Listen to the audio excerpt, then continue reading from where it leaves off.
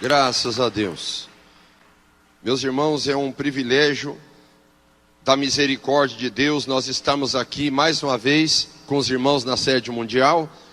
Se não fosse a misericórdia de Deus, nós não estaríamos aqui. Abra sua Bíblia comigo, São Lucas, capítulo 5, verso 37. São Lucas, capítulo 5. Vamos ler o 36 também. São Lucas, capítulo 5, verso 36. Vamos ler os dois. São Lucas 5, 36 e 37. Glória a Deus. São Lucas, capítulo 5, 36 e 37. São Lucas é o terceiro evangelho da Bíblia Sagrada. Quem achou, diga amém. Quem achou, diga glória a Deus. Vamos ler então. São Lucas 5, 36 e 37. E disse-lhes também uma parábola. Ninguém tira um pedaço de um vestido novo para o coser em vestido velho, pois que romperá o novo, e o remendo não condiz com o velho. E ninguém deita vinho novo em odres velhos. De outra sorte, o vinho novo romperá os odres, e entornar-se-á o vinho, e os odres se estragarão.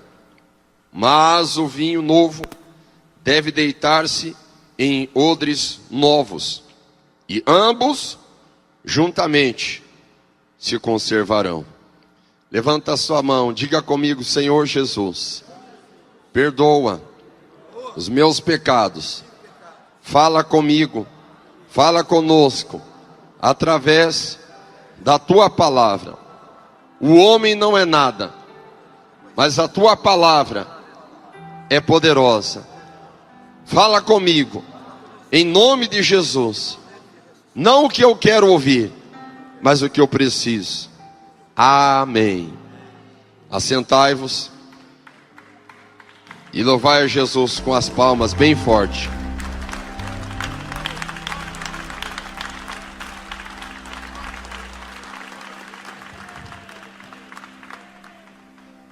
Muito bem, meus queridos irmãos, a palavra do Senhor nos traz aqui nesta manhã uma revelação que nós precisamos entender. Quando Deus está tratando com a sua igreja, está falando com o seu povo, num texto bíblico, às vezes nós podemos ter 3, 4 ou várias outras interpretações de um texto. Geralmente Deus está falando com Israel, e no mesmo tempo que Ele está falando com Israel, Ele está falando conosco acerca de alguma coisa que vai acontecer no futuro. E Ele também, certamente, está falando com a sua igreja. Para mim contextualizar, o Senhor mostra um tempo em que se questiona por que os discípulos de Jesus não jejuavam. Somente os discípulos de João jejuavam. E o Senhor Jesus traz uma revelação que chegaria um tempo que Ele seria elevado ao céu. E depois que Ele fosse elevado ao céu e glorificado, aí então os discípulos de Jesus passariam a jejuar também. Mas aqui nós vamos encontrar também a importância extraordinária do jejum, da santificação. E sem nós vivermos uma vida de jejum, de oração e de santificação, nós não conseguiremos ficar de pé na presença de Deus para vencer os últimos dias, que certamente serão piores do que aquilo que nós estamos imaginando hoje em dia. Sem o jejum, sem buscar a Deus, sem a oração, sem a santificação, nós não viveremos de pé na presença do Filho do Homem. E o Senhor Jesus, Ele começa a descrever uma situação que certamente muitos não entendiam naquela época. O Senhor estava falando de um novo tempo. O Senhor estava falando de um novo testamento. E para Ele falar desse novo testamento, para Ele falar desta maneira, que a graça seria introduzida por Ele. Porque a lei foi introduzida por Moisés, mas a graça e a verdade foram introduzidas por Cristo. O Senhor estava prevendo, antevendo e falando de um novo tempo. E para falar deste novo tempo, Ele está dizendo que não tem como você pegar um remendo novo e colocar em pano velho. Se você pegar um remendo novo e colocar em pano velho, pode ter certeza que vai ficar feio esteticamente. E além do mais, acontece um risco daquela roupa velha se encolher, e o remendo que tem um pano mais novo, ele vai permanecer intacto, e aquela roupa vai se rasgar. Além de ser feio, além de ser antiestético, ainda não tem funcionalidade. Não vai ficar bom aquele procedimento de colocar um remendo novo em panos velhos. E o Senhor Jesus prossegue dizendo que da mesma forma que não é conveniente colocar remendo novo em panos velhos, também não é bom colocar vinho novo em odres velhos. Vinho novo em odres velhos.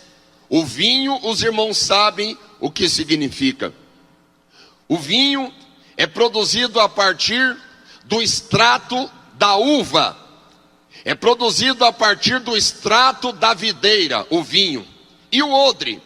O odre é um recipiente. O odre é algo fabricado a partir de couro, naquela época.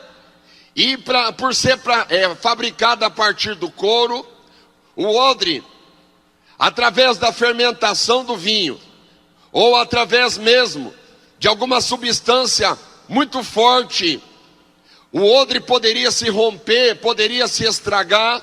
Então era necessário que o odre fosse novo. Se não fosse novo, se o odre não fosse preparado por aquele tempo, quando ele entrava em contato com um vinho novo, ele poderia se romper. Ele poderia até mesmo se partir e o vinho sair para fora. É isso que o Senhor está dizendo. Se colocar vinho novo em odre velho, aquela estrutura chamada odre vai se romper. E o odre era utilizado igual um vaso para transportar substâncias líquidas, para transportar água, para transportar vinho e até vinagre. Se colocava vinagre dentro de um odre, se colocava água dentro de um odre. Então, se aquele odre estivesse envelhecido, o risco dele se partir, se romper e começar a vazar água, vazar vinho, ou vazar vinagre, ou qualquer outra substância líquida como azeite mesmo, era muito grande a possibilidade do rompimento. E o Senhor estava dizendo isso, é algo tão natural que alguns de nós poderíamos imaginar. É claro que se colocar uma substância nova num odre velho, existe um risco do odre se rachar. O odre, como eu disse para os irmãos, funcionava como um vaso para transportar substâncias sólidas e substâncias líquidas também. E quando o Senhor Jesus está dizendo do odre, Ele está falando de um tempo, está falando de uma condição, está falando de uma situação em que as pessoas estariam, em que a sociedade estaria. Ele está falando da religiosidade judaica, é verdade, porque a religiosidade judaica, fundamentada nos preceitos de Moisés, fundamentada no legalismo mosaico, certamente, meus queridos irmãos, já começou com um golpe da graça e da misericórdia de Deus sobre a vida de Moisés, porque nos 10 mandamentos diz: não matarás. E Moisés, quando começa seu ministério, Moisés, quando inicia a sua carreira como legislador, ou como profeta de Deus, ou como general, ou como comandante, ou como líder supremo da nação, o próprio mandamento que diz: não matarás, Moisés recebe e promulga as tábuas da lei, sabendo que ele já tinha matado alguém. Ou seja, a misericórdia de Deus estava dando um suporte para Moisés, mas no fundo do seu coração, quando ele dizia não matarás, ele sentia: eu sou hipócrita, porque eu já matei alguém. E a lei de Moisés é uma lei para conduzir a sociedade. A lei de Moisés é uma lei para a sociedade não virar bagunça, mas acabou por se tornar uma religiosidade da hipocrisia, onde se dizia: faça o que eu falo, mas não faça o que eu faço. E assim, o judaísmo vem passando por algumas modificações. Surgem algumas traduções da Torá, surgem algumas interpretações da Torá antiga, que vai ser o Talmud, a Midrash, e tantas outras observações dos rabinos, mas a hipocrisia continua ali. E o Senhor Jesus chega exatamente nesse tempo, num período de hipocrisia, num período de engano, de falsa religiosidade, porque muito se fala hoje contra a religiosidade, mas a religiosidade dentro da Bíblia Sagrada, ela é boa, desde que não seja hipócrita. O julgamento pela Bíblia também é bom, desde que não seja hipócrita. Até mesmo uma cristandade é muito boa, desde que não seja hipócrita. Mas infelizmente, nos dias de Cristo, a tônica da interpretação da palavra era hipócrita, a conduta era hipócrita. Então não existia um propósito verdadeiro de se achegar a Deus, mas era o tal do modelo de adoração ou de religiosidade fundamentado na hipocrisia, ou seja, odres velhos. Envelheceu, o sistema envelheceu, a adoração envelheceu, a religiosidade envelheceu. E se estava envelhecido, se estava podre, como é que poderia uma estrutura podre receber algo novo? Ia se romper. É igual um alicerce que está podre. Se um edifício for construído em cima de um alicerce podre, o edifício vai cair, o edifício vai ruir. E o Evangelho de Jesus Cristo não era hipocrisia, o Evangelho de Jesus Cristo não era engano, não era mentira, não era fraudulência, não era falsificação, porque este rapaz chega pregando em Jerusalém, chega pregando na Judéia, chega pregando em Cafarnaum, ele chega pregando em Nazaré, ele chega pregando em toda a Galileia, e ele prega uma mensagem diferente, com autoridade. E quando o alto rabinado, quando o alto sumo sacerdócio, quando o sinédrio percebe a chegada daquele rapaz energético, percebe a chegada daquele rapaz com aquela autoridade, eles começam a pensar em seu coração: é mais um hipócrita que se levantou, é mais um enganador que se levantou no meio dos judeus. Mas acontece que quando ele prega, o paralítico anda, o cego enxerga, o mudo fala, o morto ressuscita, porque o que ele está trazendo não é coisa de homem, de hipocrisia, mas é o poder de Deus através da vida dele.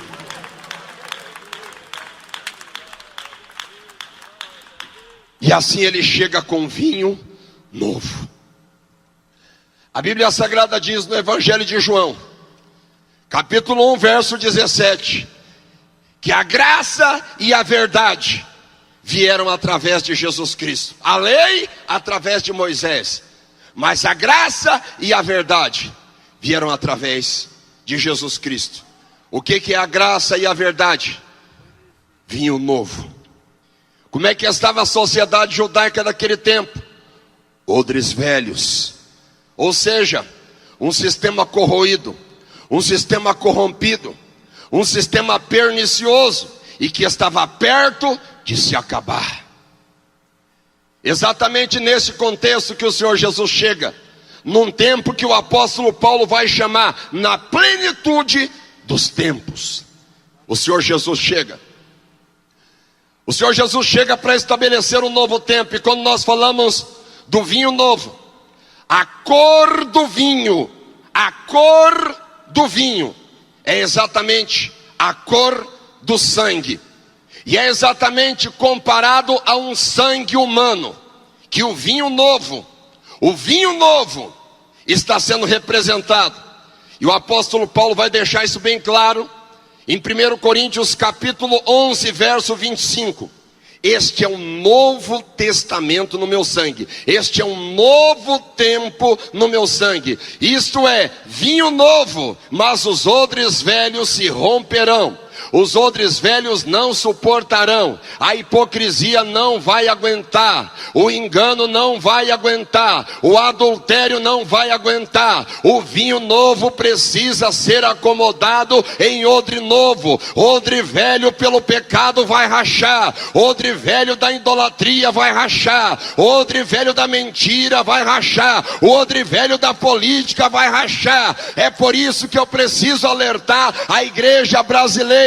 O vinho novo de Deus está sendo derramado em todo o tempo a partir do estabelecimento da graça. Mas estrutura pecaminosa, estrutura adúltera, estrutura perniciosa não vai resistir. Então o recado de Deus desta manhã: prepare o teu odre, porque está chegando o vinho novo. Prepare a tua estrutura, prepare a tua vida, porque está chegando o vinho novo do céu.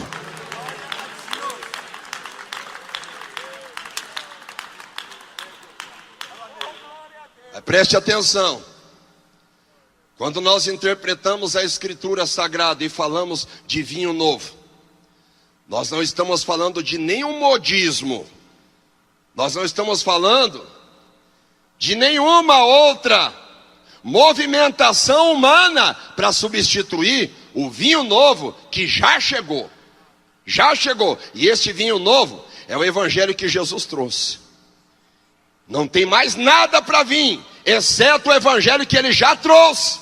Ele já estabeleceu. Nós não precisamos de novidade nenhuma que nós possamos chamar de vinho novo, porque o vinho novo já chegou, já veio e já se estabeleceu. Já veio. E nós temos que ter muito cuidado com a interpretação de vinho novo. E muitos estão interpretando o vinho novo como uma falsificação da graça. Muitos estão interpretando o vinho novo como uma interpretação liberal, ultra, exacerbadamente corrompida da graça. Não é isso o vinho novo não, senhores. O apóstolo Paulo enfrentou este engano de vinho novo quando ele estava entre os Gálatas. E quando ele está escandalizado, ele vai escrever, Gálatas capítulo 1 e verso 6. Eu me maravilho de que tão depressa passasseis daquele que vos chamou a graça de Cristo para outro evangelho. Alguém diz, opa, então existe outro evangelho? Então existe outro evangelho? Para outro evangelho, o apóstolo Paulo já rebate, o qual não é outro, mas há alguns que vos inquietam e querem transtornar o evangelho de Cristo.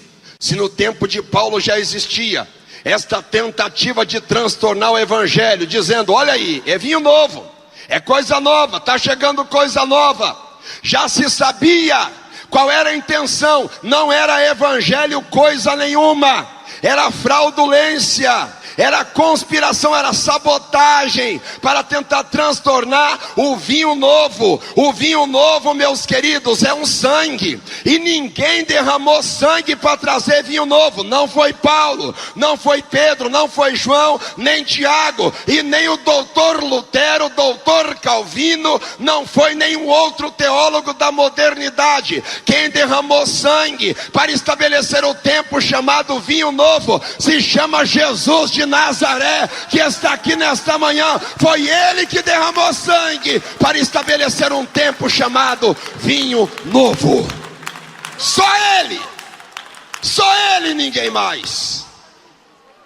Ele é o Senhor das eras, ele é o Senhor das dispensações, Ele, somente Ele, que merece toda honra e toda glória, é que pode estabelecer os tempos e as estações. Somente Ele.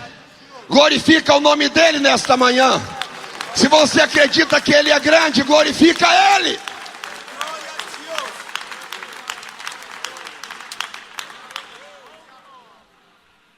O que é o vinho novo? É a cristandade. O que é o vinho novo? É a nossa conduta como cristãos. O que é o vinho novo? É um novo comportamento, é um novo procedimento, é uma nova forma de viver. Isto é um tempo que o Senhor estabeleceu.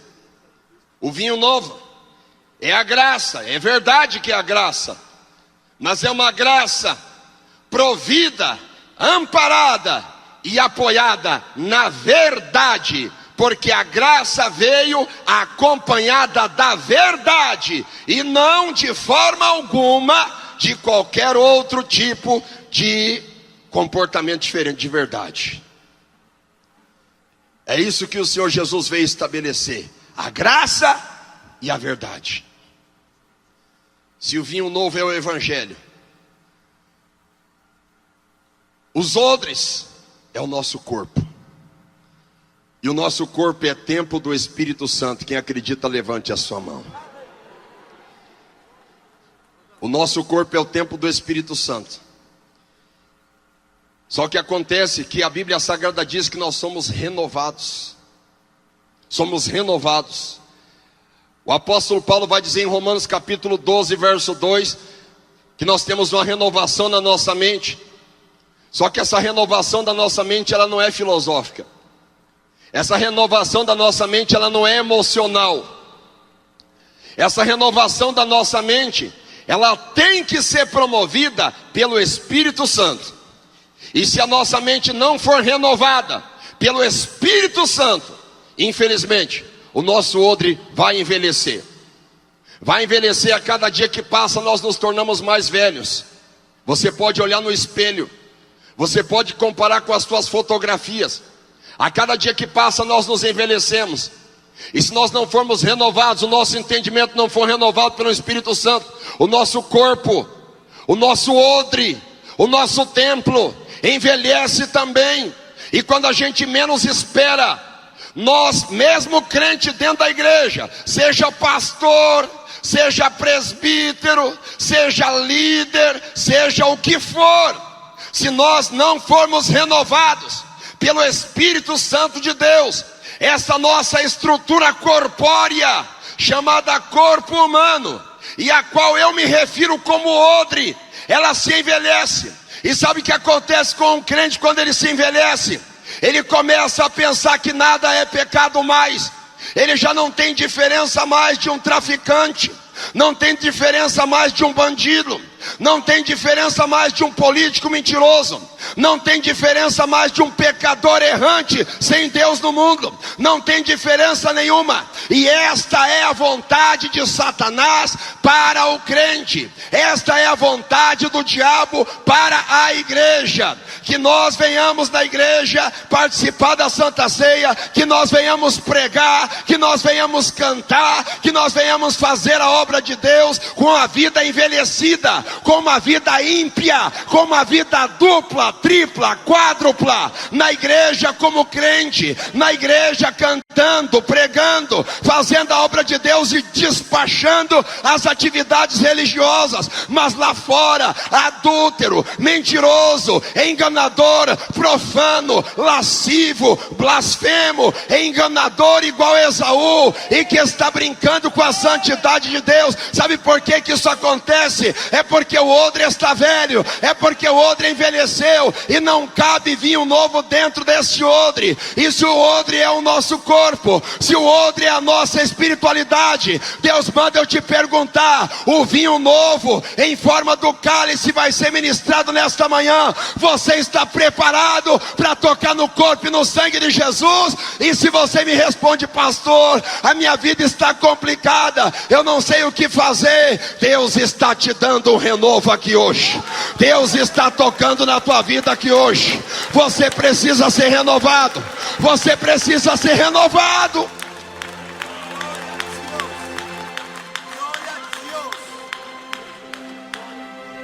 Não pode colocar vinho novo em odres velhos.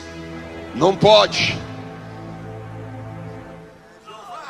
Se o nosso corpo é um odre, para nós participar da Santa Ceia do Senhor, nós temos que estar no mínimo renovados. Renovados. A Bíblia fala em Hebreus capítulo 6 da apostasia generalizada. E os apóstatas de Hebreus capítulo 6, infelizmente, estão desqualificados para arrependimento. Eles não podem ser renovados para arrependimento. O diabo quer tirar a ortodoxia da igreja. O diabo quer tirar o arrependimento do coração do pecador. E o diabo quer tirar a necessidade dos crentes se humilhar e se arrepender. O diabo quer que os crentes pensam que lá no céu é um oba-oba, que todo mundo vai entrar lá através de uma arrebentona ou de uma oferta, de uma promoção, de uma liquidação, que daqui a pouco Deus vai anistiar Adolf Hitler, daqui a pouco Deus vai anistiar Napoleão Bonaparte, Gengis Khan, e daqui a pouco é perigoso Deus anistiar até a Satanás através da falsa doutrina do universalismo. Meus queridos, não é assim, não é desta forma. Você sabe que se você não chegar no horário para prestar um concurso público, você fica do lado de fora. Você sabe que se você não se adequar às normas da empresa que você trabalha, você vai ficar de fora. Da mesma maneira, se você quiser entrar no céu, você tem que estar santificado. Se você quiser participar das coisas de Deus, o teu odre tem que estar renovado. Senão você não está capacitado, não está qualificado nem para tocar no corpo e no sangue de Jesus nesta manhã.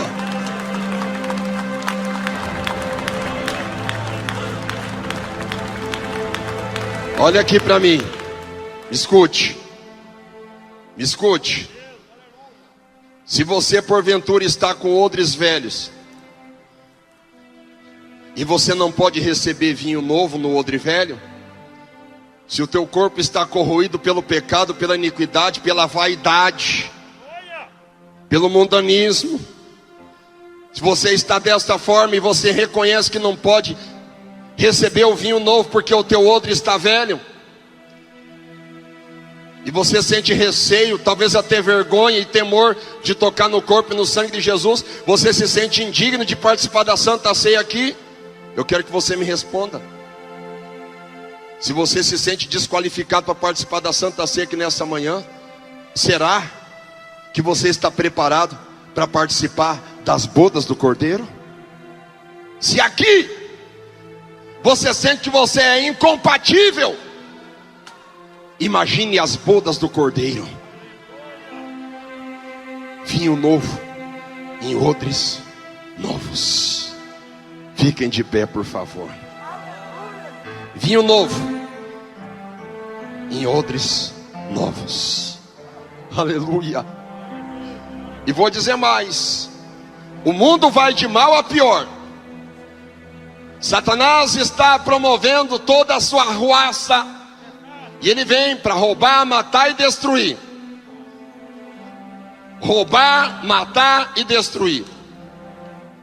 Roubar a finalidade do outro, matar a funcionalidade do outro, e finalmente destruir o outro. Mas em contrapartida, Jesus veio para dar vida, e vida com abundância. Jesus quer derramar abundância de vinho novo aqui nesta manhã. Receba a presença de Deus aí agora. Feche os teus olhos, levanta a sua mão. Diga: meu Deus. Fala: meu Deus. Mais forte, diga: meu Deus. Meu Deus, renova o meu odre. Meu Deus, renova a minha estrutura, porque eu quero receber mais do vinho novo. Todos dando glória, glória, glória, glória. Levanta a voz, levanta a voz, levanta a voz. Levanta a voz, levanta a voz. Levanta a voz. Aleluia.